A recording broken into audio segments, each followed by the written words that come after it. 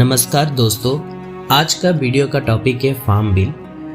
ऐसा क्या चल रहा है देश में जिसकी वजह से इतना ज़्यादा प्रोटेस्ट हो रहा है, इतना ज़्यादा सपोर्ट ट्विटर में ट्रेंडिंग चल रहा है, न्यूज़ चैनल में इतना ज़्यादा भागदौड़ हो रहा है। तो चलिए आज शुरू करते हैं। आज का ये टॉपिक है जहां हम लोग फार्म बिल को अच्छे से एनालाइज करेंगे और उसमें क्या क्या प्रॉब्लम है वो सब डिस्कस करेंगे। तो पहला है करंट मार्केट सिस्टम, जहां 3 सेगमेंट है, जिसमें से पहले लोकल मार्केट, जहां लोकल फार्मर्स अपने कंज्यूमर को डायरेक्टली लोकल मंडी के थ्रू बेच सकते हैं अपना प्रोडक्ट्स। सेकेंड है APMC, agriculture produce market committee, जो हर एक स्टेट में कमेटी है, जहां फार्मर्स अपना products directly APMC license trader को सेल करते हैं, फिर वहां से पब्लिक डिस्ट्रीब्यूशन चैनल के थ्रू रिटेलर एंड होलसेलर को सेल किया जाता है with a minimum service tax collected from the farmers 0.5% to 0.8%। Third है एमएसपी, मिनिमम सपोर्ट प्राइस, जहां फार्मर डायरेक्टली सेल करते हैं गवर्नमेंट अथॉरिटीज को एट ए फिक्स्ड प्राइस। हम लोग का सेकेंड सेगमेंट है फार्म बिल,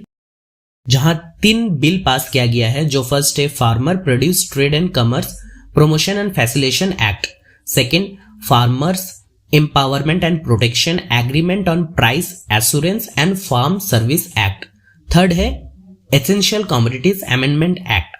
तो इसमें हम लोग पहला ये समझते हैं कि farmer produce trades and commerce, इसका मतलब सिंपल ये है कि एपीएमसी कमेटी के अंदर फार्मर्स आएंगे, फिर फार्मर अपना प्रोडक्ट सेल करेंगे एपीएमसी लाइसेंस ट्रेडर को, फिर वहां से APMC license trader retailer and wholesaler को डायरेक्टली सेल करते हैं। अगर कोई फार्मर एपीएमसी में अपने आप को रजिस्टर्ड किया है, वो डायरेक्टली सेल नहीं कर सकते रिटेलर एंड होलसेलर। फार्मर्स को अगर एपीएमसी के बाहर सेल करना है तो उनको अनरजिस्टर करना होगा, जहां से उनके ऊपर से गवर्नमेंट का सपोर्ट हट जाएगा। फार्मर डायरेक्टली प्राइवेट मार्केट में सेल कर पाएंगे और उनको अच्छा प्रॉफिट मिलेगा। बट इसमें ये प्रॉब्लम है, लॉन्ग टर्म में प्राइवेट मार्केट एक्सप्लॉइट कर सकते हैं फार्मर्स को। ये एक्ट में सिंपल में बताया गया है लीगल एग्रीमेंट, जहां फार्मर और कॉर्पोरेट होल्डर्स एक म्यूचुअल अंडरस्टैंडिंग में आएंगे एक स्पेसिफिक प्रोडक्ट को ले, जहां दोनों को म्यूचुअल अंडरस्टैंडिंग में मिडिल ग्राउंड में उन लोग को एक एग्रीमेंट साइन करना होगा। एग्जाम्पल ऑनियंस, जैसे कि ₹1000 पर क्विंटल ऑनियंस सप्लाई करने का एग्रीमेंट हुआ है एक कॉर्पोरेट होल्डर को। पकड़ के चलिए इन फ्यूचर मार्केट प्राइस अगर डिक्रीज होता है, ऑनियन का रेट गिर जाता है पर क्विंटल के हिसाब से, देन ये लीगल एग्रीमेंट जो इनिशियली हुआ था उसके मुताबिक फार्मर को कोई लॉस नहीं होगा। थर्ड बिल है एसेंशियल कमोडिटीज अमेंडमेंट एक्ट।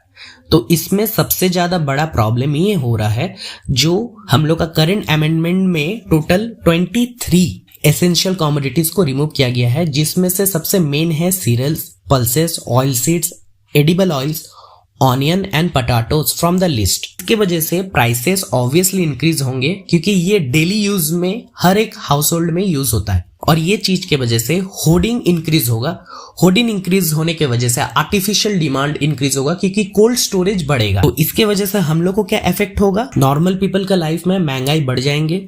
जैसे कि फूड में परिशेबल एंड नॉन परिशेबल प्रोडक्ट्स है, तो परिशेबल में 100% इंक्रीज हो रहा है प्राइस, और नॉन परिशेबल में 50% इंक्रीज हो रहा है at the current situation. Medicine, fuel obviously rate होगा। जैसे कि आप लोग जानते हो अभी फ्यूल का प्राइसेस बहुत ज्यादा है। मैं और एक एग्जांपल शेयर करना चाहूंगा। जब पैंडेमिक शुरू हुआ था ड्यूरिंग मार्च 2020, तब N95 मास्क एंड सैनिटाइजर का प्राइसेस बहुत हाई था। N95 का मास्क तभी अवेलेबल था 100 to 300 के बीच में पर मास्क, एंड सैनिटाइजर अवेलेबल था 200 to 300 पर 100 ml। बट राइट नाउ वो एसेंशियल कमोडिटीज अमेंडमेंट एक्ट के अंडर में आता है, जिसकी वजह से मास्क का रेट घट के 40 रुपीज में आ गया है, एंड सैनिटाइजर का 100 ml का मिनिमम रेट है 50। मेन प्रॉब्लम है क्या, टेस्ट इतना क्यों हो रहा है? पहला पॉइंट ये बता रहा है, फार्मर से that due to the recent law the centre will dismantle the MSP system. Farmer अगर एपीएमसी को अनरजिस्टर करके प्राइवेट मार्केट में सेल करना चाहता है तो उसको शॉर्ट टर्म के लिए प्रॉफिट होगा, बट लॉन्ग टर्म के लिए उन लोग को एक्सप्लॉइट किया जाएगा, जहां minimum support price system totally dismantle हो जाएगा। गवर्नमेंट टोटली सपोर्ट नहीं करेंगे फार्मर को एमएसपी के थ्रू। तो इसके वजह से फार्मर प्रोटेस्ट कर रहे। पहला पॉइंट। सेकेंड पॉइंट ये बताता है कि सब्सिडीज, फार्मर को ये अमेंडमेंट में इलेक्ट्रिसिटी का जो सब्सिडी है वो टोटली एंड कर दिया जाएगा, जिसके वजह से फार्मर लोग का जो कल्टीवेशन कॉस्ट में पहले सब्सिडी मिलता था वो अभी और इंक्रीज हो जाएगा, जिसके वजह से और प्राइस बढ़ेगा सब चीजों में। Third, tax free. सबको अच्छा लग रहा है ना सुनने में, टैक्स फ्री, बट इसमें कैच है। कैच ये है, हर एक स्टेट को एक टैक्स मिलता है ये कल्टीवेशन के थ्रू, बट अगर ये टैक्स फ्री हो जाता है तो इसमें प्रॉब्लम ये होगा, हर एक स्टेट को जो टैक्स मिलता था टैक्स नहीं मिलेगा, वो टैक्स फ्री हो जाएगा, जिसके वजह से लॉसेस होगा हर एक स्टेट में। और मैं कुछ आप लोग को शेयर करना चाहता हूँ, जो 8 दिसंबर जो भारत बंद था उसमें से कुछ फुटेज है जो जगह मैं रहता हूँ।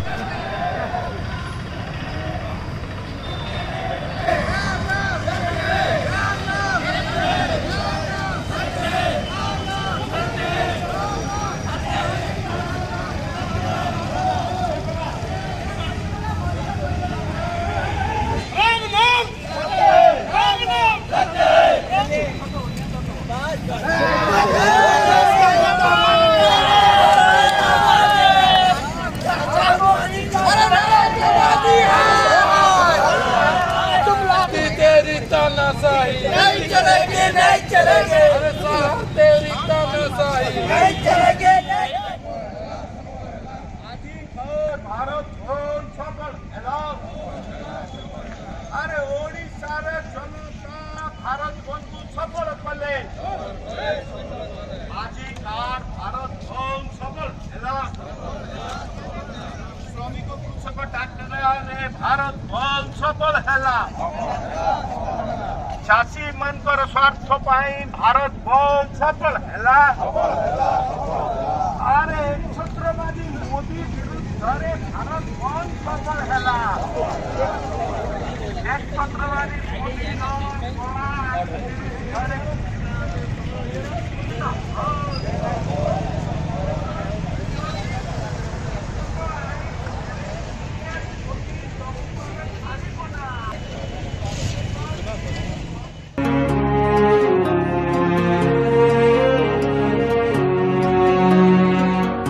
जो स्वराज आया है उसे हम मजबूती से अपने पास रखेंगे, ताकि कोई दूसरा हमारी तरफ टेढ़ी नज़र भी उठाकर देखे तो हम उसका पूरी तरह से मुकाबला कर सकें। मैं आपसे कहूँगा कि 2 नारे आज लगें। 2 नारा अगर आप लगाएं तो वही असली नारा है आज देश की ज़रूरत के मुताबिक। एक तो जय जवान का और दूसरा जय किसान का। ये 2 नारे मैं समझता हूँ कि आज हमारे देश के लिए ज़रूरी हैं। एक जय जवान और एक जय किसान, और फिर उसी से सारे देश का एक जय हिंद का नारा लगता है। तो मैं आपसे ये 3 नारे आपके सामने कहता हूँ, आपसे आशा करूँगा कि आप उसे दोहराएंगे।